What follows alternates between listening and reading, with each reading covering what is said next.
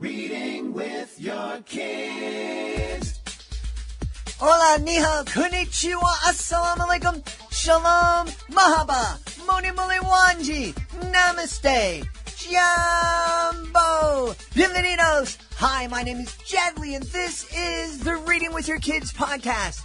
We are coming to you from the beautiful neighborhood of Reedville in the southwest corner of Boston, Massachusetts. We're so delighted that you're joining us in our mission to help families grow closer through reading. Please be sure to subscribe to the show in the iHeartRadio app, on Apple Podcasts, Google Podcasts, Amazon Music, Spotify, wherever you find your podcast. We're welcoming back two great friends to the show. They are the co-authors of Marvin's Monster Diary number 4, Neighborhood Bully. Please welcome back to the show Dr. Raun Melmed and Caroline Bliss Larsen. Dr. Raun, Caroline, welcome. Thank you. Thank you for having us. We're so excited to be here again. Yeah, I'm excited to have you here. Now, Dr. Raun is a respected, let me get the title right. You're child behavioral psychologist? The best way to say it is a developmental pediatrician. Developmental pediatrician. Yes, that's right. Yeah. They didn't have those when I was growing up, I think. They didn't have them when I was growing up too, and I could have probably used it. I was going to say I probably could have used it myself. Now, Dr. Raun this is a great team because Caroline is an amazing writer, and she works with Dr. Raun to take his knowledge and create this great Marvin's Monster Diary series. Caroline, remind us just of the process and how you guys work together to create this series, please. Sure. Yeah, so it's a really fun collaborative working relationship that we just work really well together. We start off, Raun usually has an idea of what the book should be about, and we clear that with the publisher, and they're always very supportive. So shout out to Familius for always having our backs. And so Raun will share with me some of the tools that he wants the books to talk about, since that is sort of the goal of each book in our series. And so from there, I come up with several different options for, just very basic story lines, story ideas, plot points, and we kind of bounce that back and forth. I do the outline, and then we just share it back and forth. We do a lot of drafting and edits and feedback. So we're talking a lot during the process and giving our honest feedback, a lot of phone calls and things to try to get the book where we want it. And then Raun, of course, writes his section with for the parents and teachers, and just shares some amazing tips there. And I usually give just a little bit of feedback as well. That's kind of the basic way that we tend to approach it. And then when we're done, we send it back to our publisher. They send it to our illustrator, and he just brings the book to life. And it's just so fun to see that. Yeah. One of the things, Dr. Raun, I love about this series, and one of the things I love about the way you approach helping kids is, I think the motto you shared with me before was skills before pills. You're really looking to give kids some tools that they can use to help them cope with various, situations that they're going to deal with in their life. Yeah, I think that, it just seems plainly obvious that if you include anyone themselves in the process of their treatment or their self-improvement, it makes so much sense. And children, at least in my generation, were never really considered part of the team, so to speak. And we want to take those children, bring them front and center, and say, kids, you are hereby empowered to take charge of the kingdom of childhood. You are being promoted to being front and center. And that's what bibliotherapy is all about. And that's the spirit of the book, to ensure that the children feel, hey, I can do this. It's not something that's being done to me. I can be empowered. I can have the strength. And when they actually can develop those skills, it's wonderful what can happen. I love that idea that we're helping kids take control of their own lives. We're helping kids become the boss of me. We've all heard kids say, "You're not the boss of me," and this is a great way to say, "You're right. You are the boss of you. Here's some great things that you can do to really be that boss, be the boss that you want to be." What are we talking about in Monster Diary number 4, Neighborhood Bully? Well, the nitty-gritty of it is that in my practice, every single day, we'll ask almost every single child, "Have you ever been teased or have you been bullied?" And their parents behind them like, "No, I don't think so. That's not really happening." And it's just amazing to hear how common, how often it is that children will say, "Well, not really, but, there is this girl or is this guy," and it is exceptionally common. And bullying is something that it hurts all of us. We know it hurts the bully, it hurts those that are being bullied, it hurts the parents. It's just such an unnecessary and such a sad kind of situation. That's what it's about. How are we going to address that? I think, Caroline, you probably don't remember this, but probably when Dr. Raun and I were growing up, it was considered a part of life. Yeah, you're going to be bullied. Just deal with it. Come on, suck it up. What's wrong with you? I'm thinking that wasn't necessarily the approach that your parents took with you. Yeah, not necessarily. I don't know that I open up to my parents all the time about all the way, like some of the conflicts that I would have with some classmates. But yeah, I do feel fortunate that I grew up in a time where parents, really are very empathetic, and they're trying to help support their kids through challenges like bullying and other kinds of challenges. Yeah.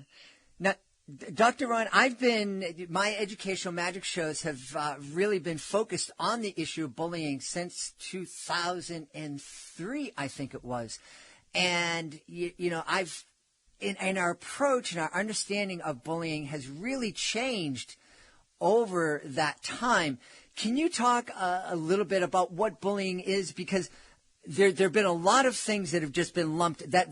Unfortunately, the word bullying has just been used to cover everything. I don't like the cake that you gave me. Oh, you're bullying me. So, can you give us some things that we can really kind of grab onto to know what bullying is? Yeah, bullying is different. Bullying is a behavior that intentionally hurts or harms or humiliates another child physically or emotionally. There's often a power imbalance. It might be a popularity imbalance. It might be a size imbalance. It's different from conflict. Conflict is acceptable, and of course it's going to happen all the time. But most children are just aware of that fine line that they do not want to cross when they understand that they are actually sticking in the knife and twisting the blade and really going to hurt and to humiliate and to cause damage. That thrill that almost some of the children who engage in bullying behavior seem to get from doing that. That's different from conflict. Mm-hmm. So yes, you're right. We need to distinguish between those. We also need to understand that it's not a bully isn't something that is set in stone. It's not carved in stone. These are, after all, just children who happen to be engaging in bullying behaviors. And we go to pains in the book to make sure we into any kind of stereotypic type of language. He's a bullying and he's a victim. And Caroline has been excellent about bringing that kind of notion to the fore, to let us know the other side of the bully. That, yes, it seems like he's a bully and must be mean-spirited all the way along the line. And then we look inside the home, see what's happening there. And then we look at his or her friends and seeing what's happening there. Caroline, I'm sure you can think of several examples that we've had in the book of bringing that to light, to realize, making everyone realize the bully, as well as the victim, so to speak, yes, they have other lives too. Mm-hmm. Yeah, can you talk a little bit about that, Caroline? Sure, yeah. So that when I was coming up with this bully character, I really wanted to give him, a little bit of backstory as to why maybe he is making these choices. And I do think that's something to keep in mind is these are still choices that are being made, and we can empower kids to make better choices. There are plenty of kids who come from, maybe a rough household, a bad family life, who are just sweet and kind and empathetic. And some kids, make other choices. But I do think it's important to try to see other people as humans, and see their struggles, even if it's someone who is bullying us or, someone that we're having issues with. And so, yes, Dreadful Drake, he's our bully. He's, like I said, he's a big dragon, very fierce and intimidating to Marvin, who's a little on the smaller side. But yeah, he ends up talking to one of Drake's friends and learning a little bit about what Drake is dealing with at home with his mom and some struggles that he's having. I don't want to spoil too much for everybody, but I can if you want me to, I guess. No, I think you bring up a really good point, and it's something that's important for all of us to remember. It's really hard when you're the target of a bully to sit down and go, well, maybe he's having trouble at home. But as a parent of that kid who's being targeted, we can help them and let them know that, hey, we're going to take care of you. We're going to make sure that this stops. But, maybe there's things going on in Dreadful Drake's life that are hurting him. And so, yeah, it's not an excuse. We're not excusing the behavior. You don't deserve to be hurt. But maybe he's being hurt too. Maybe we can work together to find a way that maybe there's a possibility of friendship down the road somewhere. Exactly. Yes. Well said. Yeah. We get real though. Mm-hmm. We understand that everything doesn't necessarily turn out to be a bed of roses. Mm-hmm. That we're not going to sit down and have a kumbaya moment, and suddenly the bully and the victim is going to get together and say, "Oh, it's all cool, man. Let's just be friends," because that's not often what happens. But at the same time, we want to stress and emphasize the fact that children can be empowered to change. That someone who feels victimized can be empowered to stand up for themselves, to learn assertiveness, to learn how to deal with the situation, and not to feel that they are totally crushed by this overall situation and there's no hope and that there's no out. And even the bully and even those who aid and abet the bully can also change. And that's the premise we use throughout the book. In fact, we developed a kind of game in the course of the book that the children play and role play to learn how they can change from one situation to another situation. And that fluid dynamic is so positive and so optimistic. It allows everyone to realize, hey, we're not going to be Pollyanna. Everything's not going to be hunky-dory overnight just like that. But if we just change a slightest perspective, almost like a diamond, if you shine a light on the diamond and you turn the diamond just a millimeter, it completely changes the reflections in the room. And if children can have any kind of awareness, it can do the same. Dr. Raun, I have to, one of the things that I've heard over the years was that, your kid's personality is set at 3 years old. Once, whatever they are 3 years old, that's it. That's who they're going to be for the rest of their lives. I'm guessing you don't buy that. No, I don't buy that. I think that children's brains, thank God, are very much what we call plastic. And they can change. And we know that some of the children, even coming from dire circumstances, when there might be drugs and there might be violence, some of the children, as one of my colleagues used to say, might be cracked like an egg, but not broken. Yes, that there are cracks and there might be vulnerabilities, certainly. That's the vicissitudes of life often result in that.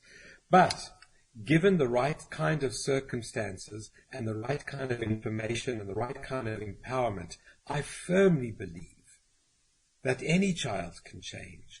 we know that cells are layered down in the frontal cortex, in the prefrontal cortex, into the 7th and even 8th decade. That executive function and other activities such as that improve on an ongoing basis. And that's not only true in terms of almost soft personality styles. It's almost true as well in, for example, the capacity for a child with autism to communicate more effectively with better tools later on in their years. So as a developmental pediatrician, early intervention is wonderful, but ongoing intervention right through one's life is always a possibility. Yeah. I think that's really important. I've run into a lot of parents, and even folks in my family, they're having an issue with their kid, or the kid is having an issue, and they go to a professional, and it's like they have 1 or 2 visits with the professional, and they say, "Oh, kid's doing much better. We don't have to do that anymore. We don't have to go back to that professional anymore." It's a process. It's an ongoing process, right?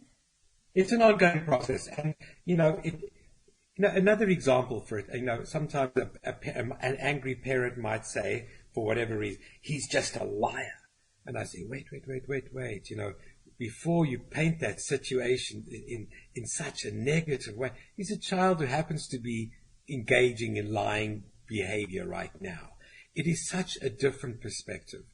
I think that children are dying to please us as parents. They are dying to be loved and to be celebrated. We have to be very careful with the words that we use, because they can hurt. And we can, if we dig deep enough, etch it in stone. But that's entirely antithetical to not only my beliefs as a developmental pediatrician, but also to the spirit of mindfulness, to knowing that once you get involved in change, that change happens, that cognitive behavioral interventions, the mind can change the body and the body can change the mind. This is not just theoretical anymore. This is, part of our credo. Yes, things can change and they can change. That's why we have treatment. And our treatment, bibliotherapy, I love that word. Bibliotherapy does precisely that. Yeah, I love that. Caroline, one of the things that you wrote to me in preparation for this podcast is that kids can use mindfulness in an anti-bullying circle to deal with the issue of bullying. Can you tell us a little bit about that? Absolutely. So that's the main tool that we use in Neighborhood Bully, our new book. And we call it the Antibullying Circle. And the idea, as Ron has eloquently touched on already, is this idea that kids can change, right? Or anyone, really anyone could use this, right? But it's geared toward kids. And also the idea that everyone in a bullying scenario plays a role. Oftentimes, usually you'll have your bully or kid engaging in bullying behavior, and then you'll have the target of the bullying. But a lot of the times there are other kids there. Some of them are, we call them the minions to the kid who's doing the bullying. And then we have what we call the super monster, which is the kid who is supporting the target and standing up for what's right and saying, "No, that's what you're doing is wrong. Stop teasing him," all of that. And then you have other kids who are maybe just kind of passive bystanders. They're just kind of watching like it's a really interesting TV show or something. And then you have kids who might avoid the situation altogether. They see it start to unfold and they say, "I don't want to get involved. I'm going to go over here instead and just pretend nothing's happening over there." So what the bullying circle does is it helps us identify what these different roles are, and then we take it a step further to see what someone can do about that role that they find themselves in to help them move into what we consider the ideal role, which is the super monster role. So the subtitle of our book is "But We Stand Up Big Time," and that's what we want to encourage kids to do. And that's basically what the super monster does is they stick up for the target, they stand up for what's right. And so, we use the anti-bullying circle to help identify, okay, where am I in this bullying scenario? Which role am I? And then we offer suggestions on ways to become the super monster, to move, say, from an avoider position or from a minion position or from a bystander position, and then help save the day, stick up for the target. Yeah. I love that. That's so important, empowering those kids who are seeing it and witnessing it. And I don't know any kid in the world who hasn't seen somebody being bullied. And when we empower those kids to let them know that they can make a difference, that their voice can be heard to really help somebody's life. I've told a story of my child when he was in 6th grade. It was a young lady in the 8th grade who saw him being tormented, who came to me to tell me that he needed help, and we were able to intervene and really change his life. And in some cases, that kid who speaks up, who becomes a super monster, is going to save somebody's life. Absolutely. Definitely. And the fact that we put it in a game, I think, is pretty delightful. Mm-hmm. But I will often explain to children that teasing and bullying is like a game, and the one who loses their temper or loses their marbles is the one who loses the game. So they've got to figure out, okay, this takes it another step further than just that. This actually gives the children something practical to do. It could also give the school teachers and the school principals something practical to do in ways to talk to their children in the classroom about what bullying's all about. Now, so often I've had the opportunity to have to call up school principals or school psychologists and say, I would just wanted you to know that I see a child who attends your school and they're being bullied mercilessly. And believe it or not, I often get pushback and say, oh no, that can't be happening because we've got an anti-bullying policy. Mm-hmm. Oh yeah, you got an anti-bullying policy. Well, but this is happening. Oh no, that's not. So instead of pointing fingers at the school, at their anti-bullying policy, which is very nice, but it doesn't necessarily stop anything, let's actually have something practical that you can talk to kids about. This is what happens. This is how you can change. So what we call the ABC is an anti-bullying policy. We love little things like ABC, anti-bullying circle, just as much as we like ST4. Which is our signature tool of stop, take time to think. The 4 T's and the 1 S is our secret formula. It's the basic tool of the mindfulness series for children. It comes back in this book as well. We utilize it, the children utilize it to stop and just think before they're actually just reacting from their guts impulsively and then not always correctly in any particular challenging situation. Yeah. One of the things, as you're speaking about teachers using this, we are all for parents, families sitting down and reading with their kids, reading aloud with their kids of all ages. This would be a fantastic book for a teacher in 3rd, 4th, 5th grade to sit down and read aloud in a classroom. There's loads and loads of studies that show the benefits of reading aloud to kids is in high school. There's studies that show that reading aloud to kids in classrooms in high school has lots and lots of benefits. This I think would be a fabulous book because it's a great way, Caroline, I think it's just a great way to bring up the issue without confronting anybody. It's like, Caroline, I'm not calling you a bully. I'm just, let's read this story about Marvin. And, gee, if you see yourself somewhere in that story, I can't help that. But we can talk about it, and we can move forward with that. Yeah, and that's a great opportunity to teach ST4 as well, and which we do teach in every book.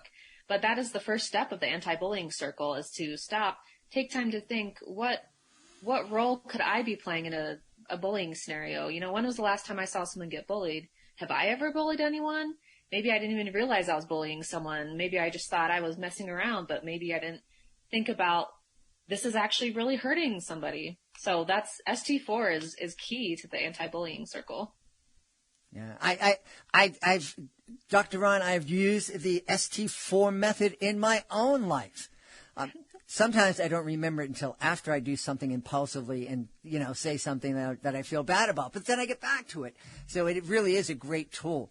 And let me ask you, how do you feel after you use the ST4? How do you feel about yourself after you stop and think? Oh, much better. Much better. It really, you go from to okay. There's the blood pressure drops, the muscles relax. You can think clearer. Absolutely. Yeah. Take it out of your gut, put it in your brain. Yeah. And Jed, you wouldn't be the only one. I mean, that's really Marvin in a nutshell. Is he struggles with being a little impulsive sometimes. So sometimes he does act impulsively first, and then he remembers ST4. So you're not alone. Yeah. Right. Yeah. Me too. Marvin also has got ADHD, of course. We've covered that in a different book, but he certainly's got attentional problems.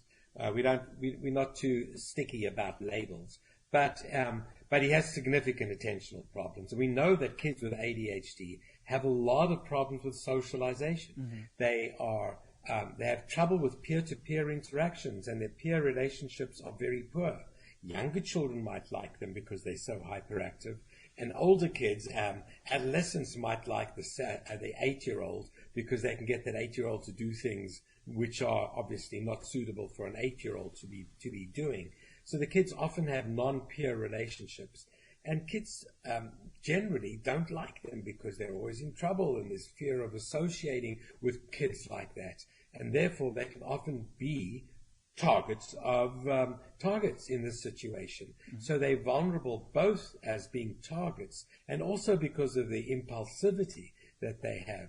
They're also vulnerable to engage themselves in bullying behavior. So the socialization consequences of ADHD are huge. But as you say, and correctly, that there's almost every kid has had times in their lives where they've been humiliated, they've been teased, they've been made to cry, they've been physically actually hurt. By the way, the statistics show that it's about 60% of kids who would ever even think of telling their parents about the situation. A lot of kids do not tell any of their parents about it. Some of them are fearful that their parents are going to go to school and make a big fuss and everybody's going to fall on their heads. And, they become really victimized and trapped and paralyzed with fear as a consequence. We want to break that cycle. Yeah. I mean, the story that I told you about my son, I'm literally traveling around the country talking to kids about, creating a bully-free school environment. And here is my kid in a situation where he's being targeted. And we were seeing some things, and we would say to him, hey, everything okay? Oh, yeah, everything's fine. That kid, I love him. We're best friends. And turned to find out that best friend was his tormentor. So I'll be forever grateful for that young lady who spoke up and let me know that my son needed some help. And I'm really, really grateful for what you both are doing, because being a parent of a kid with a lot of extra energy, that was what we used to say. The last thing you want is for a label to be put on your kid and to think, I got to give my kid these crazy strong drugs and I don't know what to do. And sometimes those fears lead parents not to do anything. But it's wonderful, Dr. Raun and Caroline, that you have this series that can give kids and parents, and I think that's really important, and parents, because it's going to be hard for kids to practice these skills on their own initially. So it's a great thing to do as a family, to come together and to work on these for the entire family to adapt that ST4 kind of mentality and really embrace that tool. And that way the kid's not fighting it by him or herself. That way it's a family thing. We're all in this together. And it's a great way to grow closer together, I think. Absolutely. And I think because it's a role-playing game, I think that lends itself really well to practicing with family. Maybe a parent can say like, okay, I'm going to role-play as a bully in this scenario. And, I'm going to obviously don't do anything really harsh that's going to hurt your child emotionally or anything. But yeah, if you practice it before it happens, then I think it can come more naturally to the child who finds himself in a bullying scenario. Mm-hmm. Mm-hmm. Of course, Dr. Raun, no one sent you out and expected you to be a great 3-point shooter on the basketball court without any practice. Absolutely. These are skills, and they have to be practiced.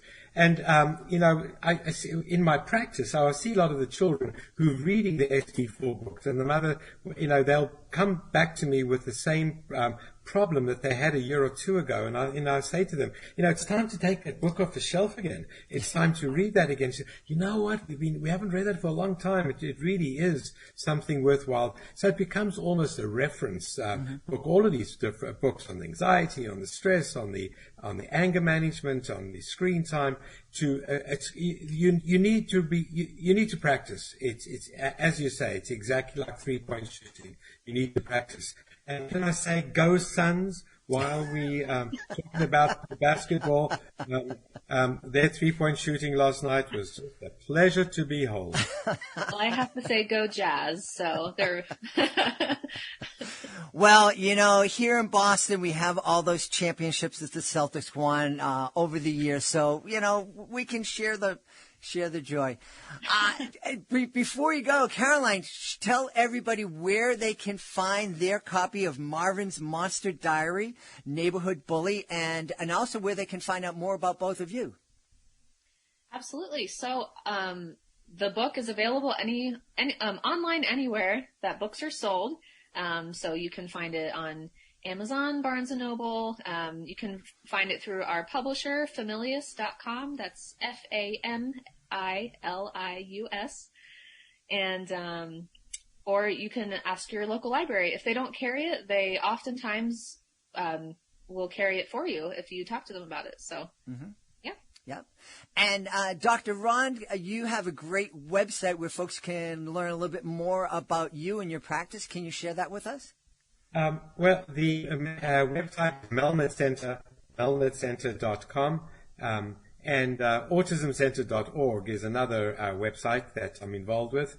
But melmedcenter.com will have a lot of information about what we're speaking about. Yeah. Awesome. And Caroline, do you have a website for your writing?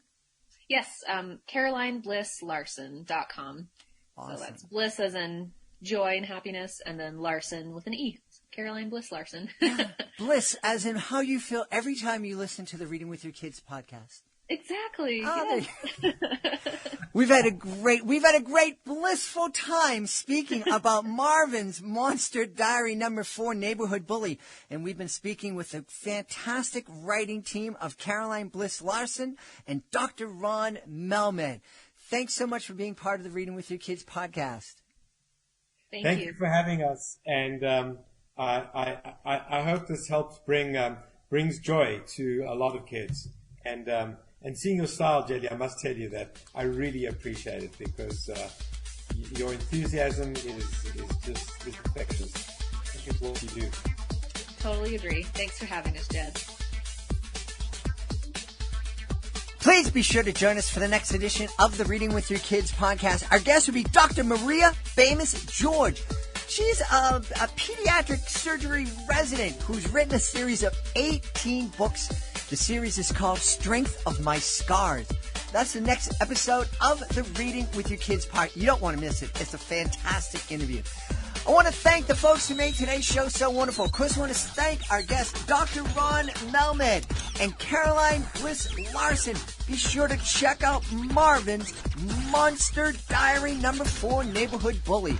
And I want to thank my team, Alejandra Doherty, Fatima Khan, Helen Frazier, Justina Thompson. I want to thank my beautiful wife for all the support she gives me. Most of all, we all want to thank you. Thank you so much for taking the time to join us today. And as always, thank you so very much for taking the time to make the world a better place by reading with your kids. I'll be looking for you in the next edition of the Reading with Your Kids podcast.